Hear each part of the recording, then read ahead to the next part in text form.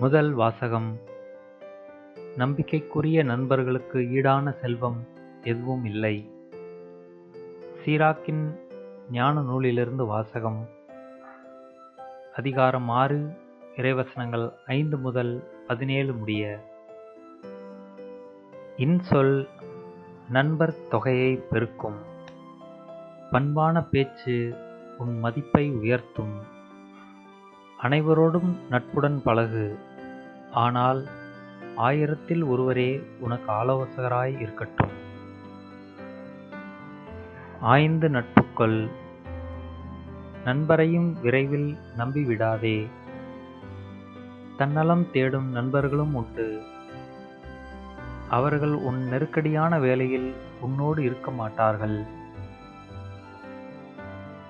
பகைவர்களாய் மாறும் நண்பர்களும் உண்டு.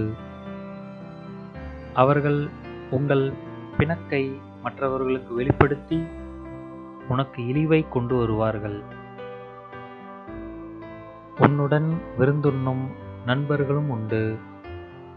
அவர்கள் உன் நெருக்கடியான வேளையில் உன்னோடு இருக்க மாட்டார்கள். நீ நல்ல நிலையில் இருக்கும்போது அவர்கள் உன் உயிருக்கு உயிரான நண்பர்களாய் இருப்பார்கள். உன் பணியாளர்களை ஆட்டிப் படைப்பார்கள். நீ தாழ்ந்து விட்டால் உனக்கு எதிராய் அவர்கள் மாறுவார்கள். உன் முகத்தில் விழிக்க மாட்டார்கள். உன் பகைவர்களிடமிருந்து விலகி நில். உன் நண்பர்களிடம் எச்சரிக்கையாயிரு.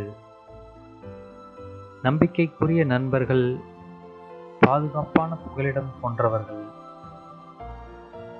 இத்தகைய நண்பர்களை கண்டவர்கள் புதையலை கண்டவரை போன்றவர்கள். நம்பிக்கைக்குரிய நண்பர்களுக்கு ஈடான செல்வம் எதுவும் இல்லை. அவர்களது தகைமைக்கு அளவுகோல் இல்லை. நம்பிக்கைக்குரிய நண்பர்கள் நலமளிக்கும் மருந்து போன்றவர்கள். ஆண்டவருக்கு அஞ்சுவோரே இத்தகைய நண்பர்களை கண்டடைவர். ஆண்டவருக்கு அஞ்சுவோரே முறையான நட்பு பேணுவர். அவர்களை அடுத்தவர்களும் அவர்களைப் போலவே இருப்பார்கள். இது ஆண்டவரின் அருள்வாக்கு.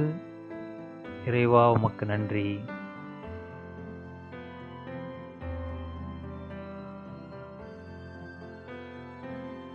நற்செய்தி வாசகம்.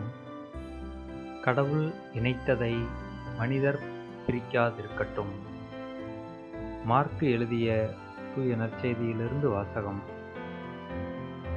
அதிகாரம் 10, இறைவசனங்கள் 1 முதல் 12 முடிய. அக்காலத்தில் இயேசு புறப்பட்டு யூதேய பகுதிகளுக்கும் யோர்தான் அக்கரை பகுதிக்கும் வந்தார். மீண்டும் மக்கள் அவரிடம் வந்து கூடினர். அவரும் வழக்கம் போல மீண்டும் அவர்களுக்கு கற்பித்தார். பரிசேயர் அவரை அணுகி, கணவன் தன் மனைவியை விலக்கிவிடுவது முறையா என்று கேட்டு அவரை சோதித்தனர். அவர் அவர்களிடம் மறுமொழியாக, மோசே உங்களுக்கு இட்ட கட்டளை என்ன என்று கேட்டார். அவர்கள், மோசே மணவிலக்கு சான்றிதழ் எழுதி அவரை விலக்கிவிடலாம் என்று அனுமதி அளித்துள்ளார் என்று கூறினார்கள். அதற்கு இயேசு அவர்களிடம், உங்கள் கடின உள்ளத்தின் பொருட்டே அவர் இக்கட்டளை எழுதி வைத்தார். படைப்பின் தொடக்கத்திலேயே கடவுள் ஆணும் பெண்ணுமாக அவர்களை படைத்தார். இதனால் கணவன் தன் தாய் தந்தையை விட்டுவிட்டு தன் மனைவியுடன் ஒன்றித்திருப்பான். இருவரும் ஒரே உடலாய் இருப்பர்.